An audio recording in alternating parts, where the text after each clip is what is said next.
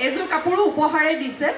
টছৰ কাপোৰ মুগা কাপোৰ নহয় মুগা কিনাৰ সাধ্য নাই কাণত ধৰিছোঁ আৰু নোৱাৰিম আৰু জীৱনত মুগা কিনিবলৈ ছোৱালীলৈ যি কেইযোৰ আছে সেই কেইযোৰে ৰাখিলোঁ যোৱা বছৰ এযোৰ ল'লোঁ কিস্তিত পইচা দিম বুলি কৈ আজিলৈ এটকাও দিয়া নাই সেইজনী ডিজাইনাৰ বহি আছে সেইকাৰণে এইবাৰ মোক কাপোৰো নিদিলে পিন্ধিবলৈ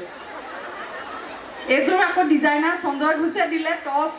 তাতে আকৌ এজনে হাঁহিছে বুজিছেনে বাইদেউ আপোনাৰ কাপোৰযোৰত দেখোন দামৰ লেবেল লাগিয়ে আছে এইটো ই কথা এইটো দামৰ লেবেল নহয় অ